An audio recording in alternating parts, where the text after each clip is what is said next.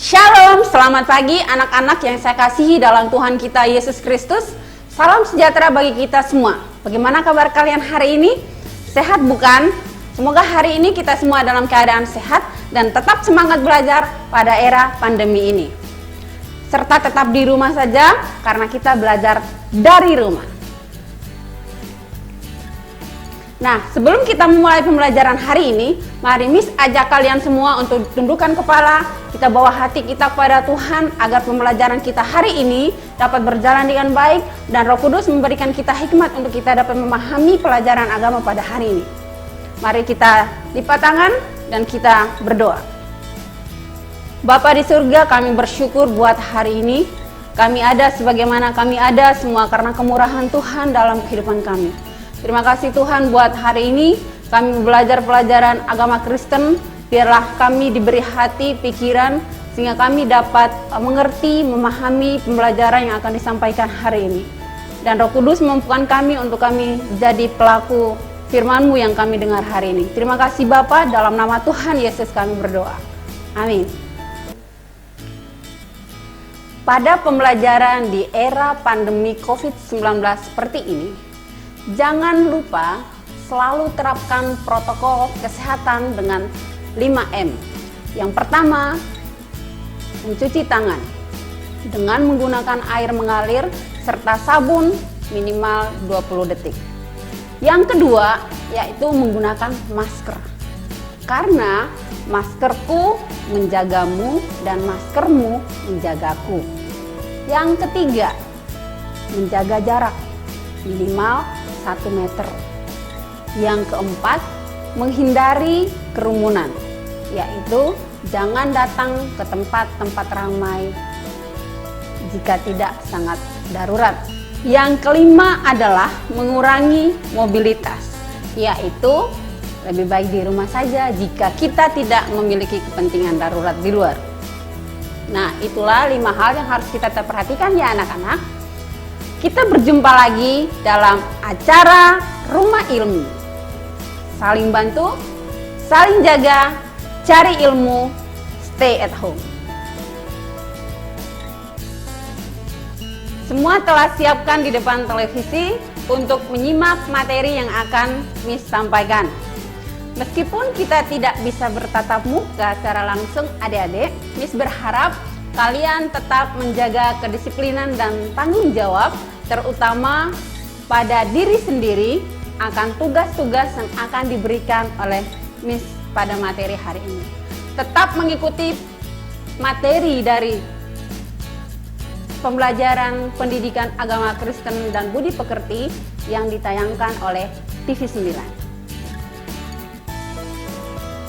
Hari ini kita belajar mata pelajaran pendidikan agama Kristen dan budi pekerti kelas 9 mengenai gerejaku dengan Miss Christine dari SMP Wijaya Putra.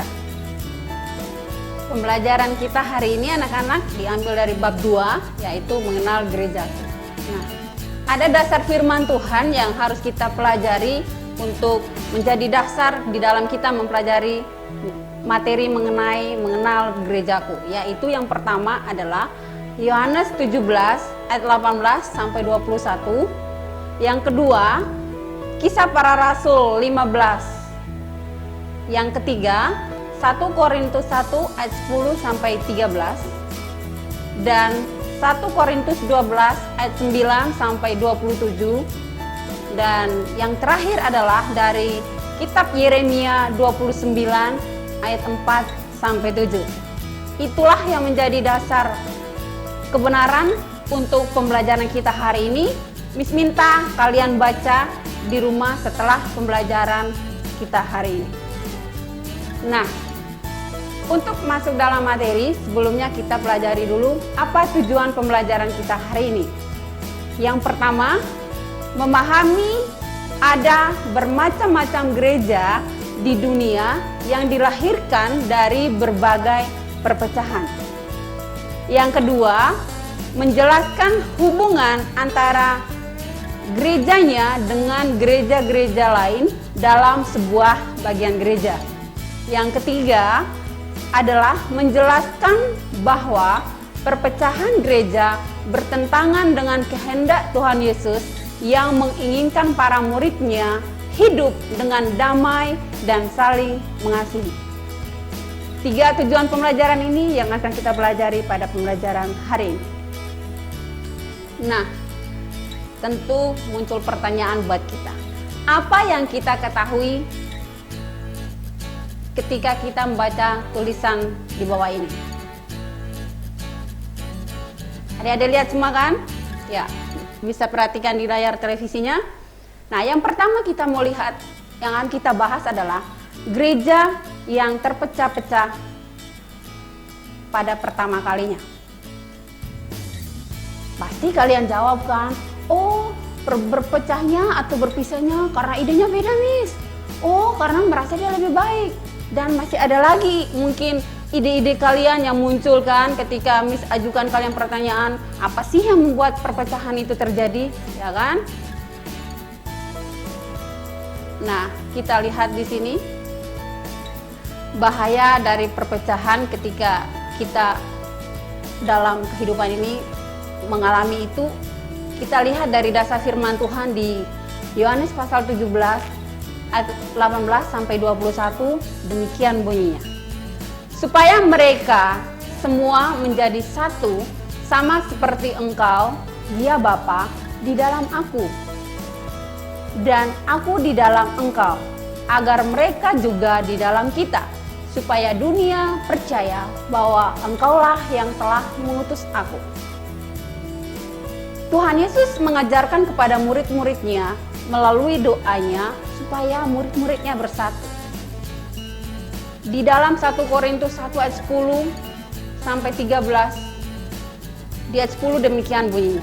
Tetapi aku menasihatkan kamu, saudara-saudara, demi nama Tuhan kita Yesus Kristus, supaya kamu seia sekata dan jangan ada perpecahan di antara kamu. Tetapi sebaliknya supaya kamu erat bersatu dan sehati sepikir. Di sini Rasul Paulus menasihatkan jemaat di Korintus supaya mereka memiliki hati Tuhan yang mau saling berdamai dan mereka bersatu di dalam menjalani kehidupan. Nah, kalau tadi kita belajar dari ajaran Tuhan Yesus untuk bersatu dan juga Rasul Paulus, sekarang kita mau lihat sejarah gereja memperlihatkan bahwa ancaman atau bahaya yang terbesar bagi perpecahan gereja bukan datang dari luar, tapi justru muncul dari dalam. Dan celakanya, sebagian besar perselisihan dan perpecahan di dalam gereja terjadi karena beberapa perbedaan. Perbedaan pendapat di kalangan kelompok rasul yang menyebabkan para pengikut rasul-rasul membentuk persepsi dan kelompok tersendiri. Perbedaan tersebut sudah dapat dilihat dari sejak gereja perdana, yaitu timbulnya beberapa pendapat. Misalnya, kelompok orang-orang yang dipimpin oleh Petrus dan Yakobus.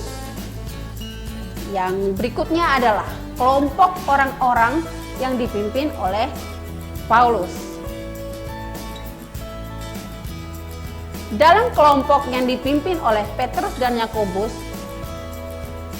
timbul pertanyaan, apakah orang-orang bukan Yahudi yang ingin menjadi Kristen harus terlebih dahulu menjadi Yahudi, harus disunat dan wajib menjalankan seluruh hukum Taurat? Namun, kelompok yang dipimpin oleh Paulus menimbulkan suatu pertanyaan, tidak setuju dengan pendapatnya Petrus dan Yakobus, sehingga mereka berpendapat bahwa untuk menjadi Kristen, menjadi pengikut Kristus, orang tidak perlu menjadi Yahudi atau terlebih dahulu harus disunat. Mereka langsung datang kepada Kristus dan tidak perlu lagi diketahui dengan aturan Taurat. Nah, kita bisa melihat di sini bahaya dari perpecahan yang timbul dari dua pendapat di atas. Maka pada tahun 50 Masehi, yaitu sesudah Tuhan Yesus lahir, diadakan persidangan di Yerusalem yang disebut dengan Konsili Yerusalem atau Konferensi Apostolik. Nah, dari hasil persidangan ini menghasilkan kesepakatan atau persetujuan bahwa orang Kristen harus menjauhkan diri dari yang pertama, makanan yang dipersembahkan kepada berhala. Yang kedua, dilarang makan darah. Yang ketiga adalah dilarang makan daging binatang yang dicekik. Dan yang keempat adalah menjauhkan diri dari percabulan di dalam Kisah Para Rasul 15 ayat 29.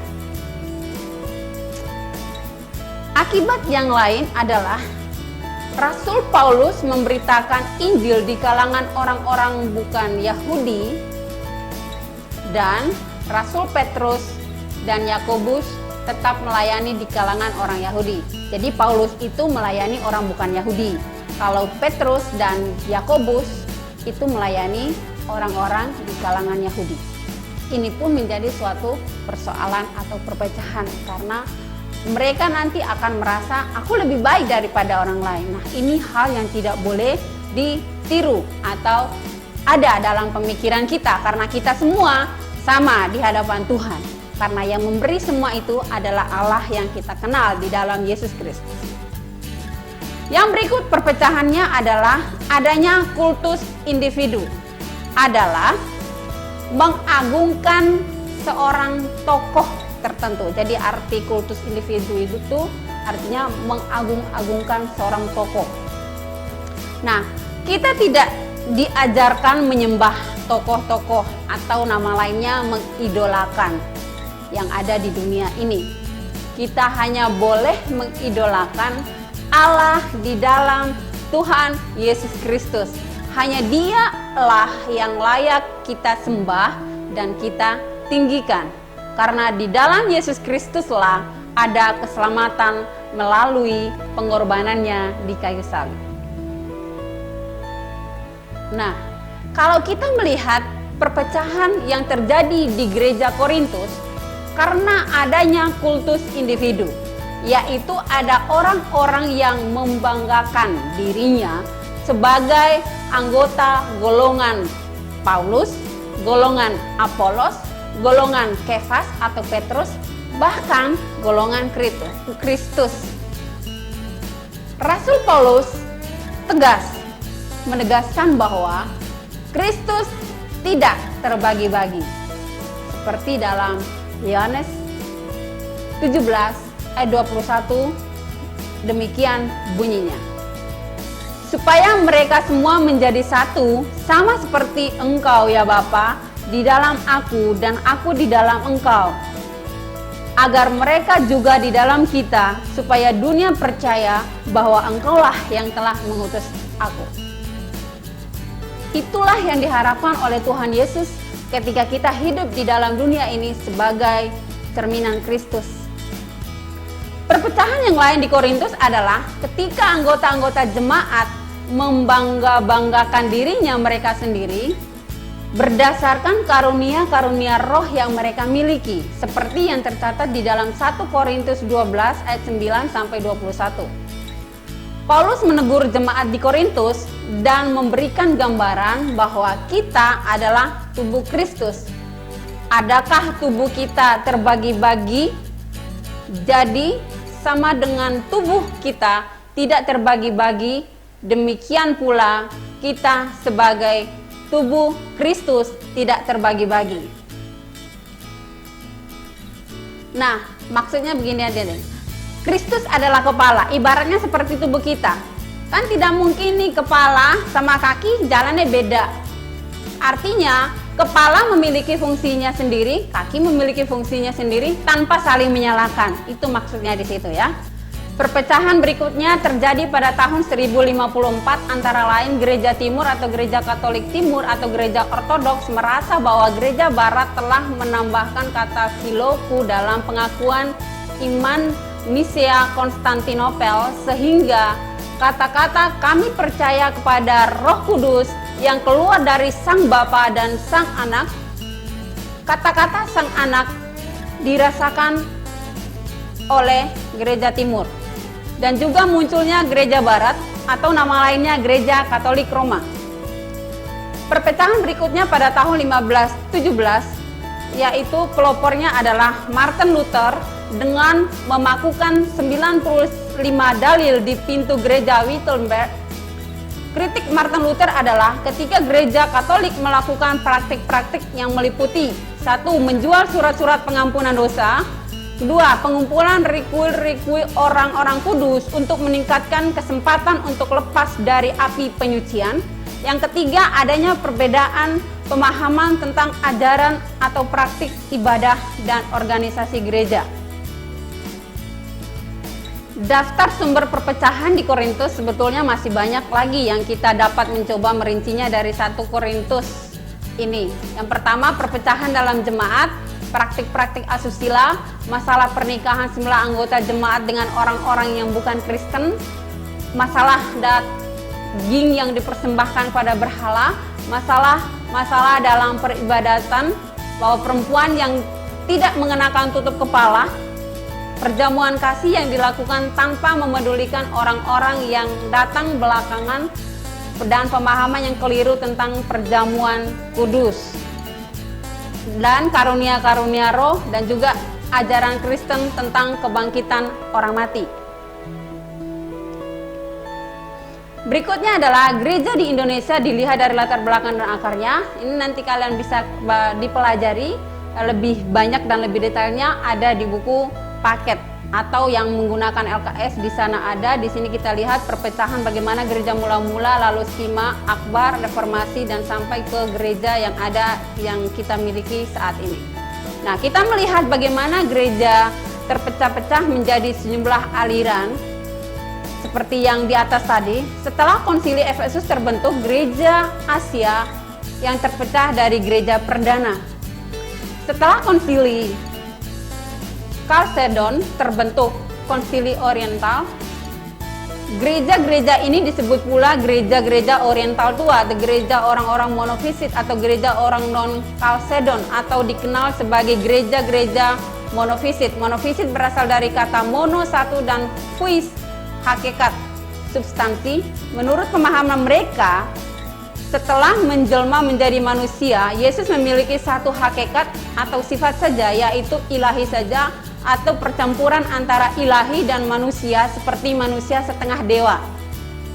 Pada skema besar tahun 1054 terjadi perpecahan antara gereja barat atau gereja Katolik yang berpusat di Roma yang kini dikenal sebagai gereja Katolik Roma dengan gereja Ortodoks Timur yang berpusat di Konstantinopel. Gereja Katolik Roma dan gereja Ortodoks Timur sama-sama mengikuti 7 sakramen, yaitu baptisan, krisma atau sidi, pengakuan dosa, ekaristi atau perjamuan kudus, pernikahan, pengurapan orang sakit, dan imamat atau penabisan. Ini yang dipercayai oleh gereja Katolik. Upaya penyatuan gereja antara gereja Katolik Roma dengan gereja-gereja Ortodoks Timur terjadi sekitar 1438 pada konsili di Florence, Italia. Pada konsili itu muncul upaya-upaya untuk mengatasi perbedaan-perbedaan teologis antara gereja-gereja Timur dengan Barat, dengan harapan bahwa gereja Katolik Roma dapat dipersatukan kembali dengan gereja-gereja Ortodoks. Pada tahun 1517 muncul gerakan reformasi yang melahirkan gereja-gereja Protestan. Beberapa ciri gerakan reformasi adalah pengakuan terhadap ketujuh konsili gereja yang pertama yang diadakan hingga 1517. Selain itu juga muncul doktrin tentang ketiga sola. Yang pertama, sola gratia, yang menyatakan bahwa keselamatan adalah anugerah dari Tuhan. Manusia tidak dapat menyelamatkan dirinya sendiri. 2, sola fide, yang mengakui bahwa keselamatan hanya diperoleh melalui iman kepada Yesus Kristus dan bukan karena amal atau perbuatan baik. 3, sola scriptura, yang mengakui bahwa otoritas yang tertinggi adalah Alkitab bukan tradisi gereja dan magisterium, yaitu pihak yang dianggap memiliki wewenang untuk menetapkan ajaran gereja seperti yang terdapat dalam Gereja Katolik Roma. Oleh karena itulah gereja-gereja Protestan menolak kedudukan Paus yang oleh umat Katolik Roma dianggap sebagai pemimpin yang harus ditaati keputusan-keputusannya. Namun gereja-gereja Protestan hanya mengakui 2 sakramen karena mereka hanya meyakini bahwa hanya kedua sakramen itulah yang diperintahkan oleh Yesus untuk dilakukan, yaitu baptisan dan perjamuan kudus. Ini bagannya kalian bisa nanti pelajari bagaimana perjalanan kehidupan gereja yang terjadi sampai saat ini. Nah, gereja Protestan juga menolak praktek selibat atau kewajiban tidak menikah bagi para pendetanya. Dari perpecahan setelah abad ke-16 muncul berbagai gereja-gereja seperti gereja Anglikan atau episkopal yang sering pula disebut sebagai via media atau jalan tengah, dan juga tata ibadah mereka sangat dekat dengan gereja Roma Katolik dalam teologi mereka dengan gereja-gereja Protestan. Nah, di sini kita juga muncul gereja Anabaptis, ya, di mana di sini mereka tidak menerima atau tidak mewajibkan anak-anak untuk dibaptis. Dan muncul juga gereja restorasionisme atau gerakan yang ingin mengembalikan gereja kepada gereja perdana. Di sini ada termasuk gereja Mormon, gereja Masehi Advent, atau Sabatarianisme, Saksi Yehova, dan lain-lain. Nah, di sini juga muncul Pentakostalisme yang dalam perkembangannya mereka menekankan pada karunia Roh Kudus, sehingga kita lihat gereja-gereja sekarang itu muncul gereja Pantekosta Pusat di Surabaya, gereja Bethel Indonesia, gereja Betani Indonesia, ya, dari sana sumbernya. Nah, di sini juga kita melihat kekristenan Nestorian, ya, dalam sejarah perkembangan gereja, dan sampai di Indonesia dimulai dari Maluku, yaitu orang-orang Kristen Protestan yang membentuk apa yang disebut dengan gereja Hindia, yaitu Gereja Protestan Indonesia, himpunan sejumlah gereja yang berlatar belakang dari gereja Hindia. Nah, kita lihat sekarang bagaimana gereja untuk mengusahakan kesejahteraan kota yang kita dasarkan pada Yeremia 29 ayat 4 sampai 7. Ya, surat Nabi Yeremia kepada orang-orang Yahudi yang saat itu membentuk kelompok-kelompok eksklusif atau tidak mau bergaul dengan orang-orang yang ada di Babel, karena mereka marah kepada orang-orang Babel yang telah membuat mereka menderita dan membawa mereka ke negeri asing atau ke tempat pembuangan. Di sini kita melihat kita harus hadir di dunia bukan hanya untuk diri sendiri, tapi kita juga untuk orang lain. Dan di sini kita melihat kalau kita sebagai gereja, kita juga harus mau bekerja sama dengan orang lain di lingkungan kita, baik di rumah, di sekolah, di gereja, atau di mana saja. Kita harus bisa bekerja sama dengan orang lain dimanapun kita berada dalam pertumbuhan kita. Nah, sampai di sini kita melihat mungkin dengan cara belajar bersama, bermain bersama, baca Alkitab bersama, memuji Tuhan bersama. Itu adalah kehendak Tuhan Yesus supaya kita itu menjadi berkat bagi orang lain. Nah, dari sini kita melihat, kita mempelajari bahwa Kristus dan budaya yang baik yang harus kita tiru, yaitu meniru budaya-budaya yang ada, yang Tuhan Yesus ajarkan di dalam Alkitab, supaya kita dapat menjadi berkat bagi orang lain, sehingga Kristus dapat terlihat di dalam kehidupan kita. Nah, di akhir pembelajaran hari ini ada tugas yang harus kalian kerjakan dan bisa tulis di buku dan bisa kirim di classroom. Demikian pembelajaran kita hari ini. Mari kita tutup pembelajaran hari ini dengan doa. Bapa di surga, terima kasih buat hari ini kami telah belajar pendidikan agama Kristen dan budi pekerti mengenal gerejaku. Biarlah Roh Kudus memberikan kami hikmat yang kami dapat mengerti dan memahami dan menjadikan kami sebagai pelaku firman. Tuhan berkati anak-anak semua, Tuhan berkati orang tua mereka, Tuhan berkati Bapak Ibu Guru, dan Tuhan berkati kami, jadikan berkat bagi semua orang yang kami temui dimanapun Tuhan tempatkan kami. Dalam nama Tuhan Yesus Kristus kami berdoa. Haleluya, amin. Selamat belajar, Tuhan Yesus memberkati.